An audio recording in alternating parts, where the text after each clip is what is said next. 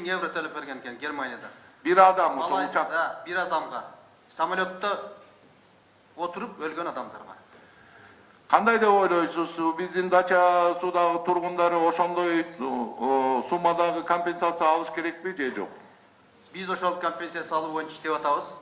Жок, сиз кандай деп ойлойсуз? Ошончо сумманы алыш керекпи же жокпу деп сурап атам. Жок, андай сумманы алыш керек жок деп айта албайм мен азыр. Ал жерде бул жерде. Жок, сиз иштеп атсаңыз, сиз оюңуз болуш керек да анда. Биз оюбуз максимально биздин жарандарга алып. Максималдуу канча сиздин суммаңыз?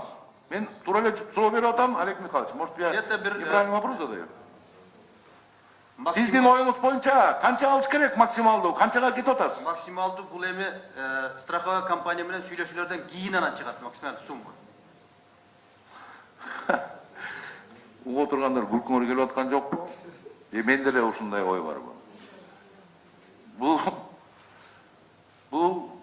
туура айтып атат Айда, ыйлаш керек да негизи. Олег Михайлович, наша комиссия работает, и, оказывается, не знает цели, сколько они должны получить.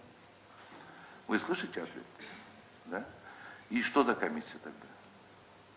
Если у них цель, нет цели, жизни, стоимость жизни, жизнями тех, которые погибли в Дачасу, это крайне неверно. Потому что жители Дачасу не покупали билеты. Они не садились в самолет, зная, что рискуют жизнью. Они спали мирно. Когда человек садится в самолет, он точно знает, что самолет может упасть. И ваша комиссия должна в 2 раза больше взять денег, чем те пассажиры, которые садятся в самолет. Я знаю, что насчет 36 миллионов. Есть, это была информация. Если вы не знаете эту информацию, которая появилась в СМИ, значит, у вас нет интереса вообще в расследовании этого дела. Нормального. Все граждане знают Кыргызстана, что это была информация.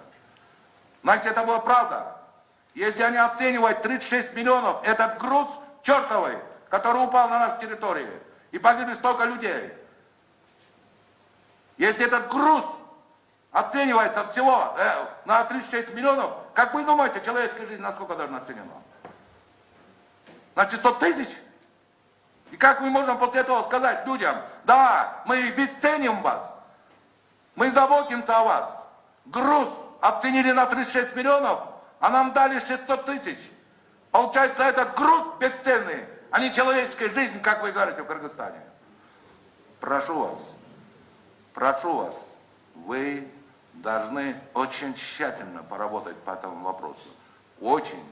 И как вы говорите, вы будете руководствоваться этими, то, что говорите, бесценно, понимаете, жизнь наших граждан. И мы посмотрим итоги этой работы. Если этого не будет достойного расследования и достойного возмещения ущерба наших граждан Кыргызской Республики, тогда вы просто должны все уйти в отставку.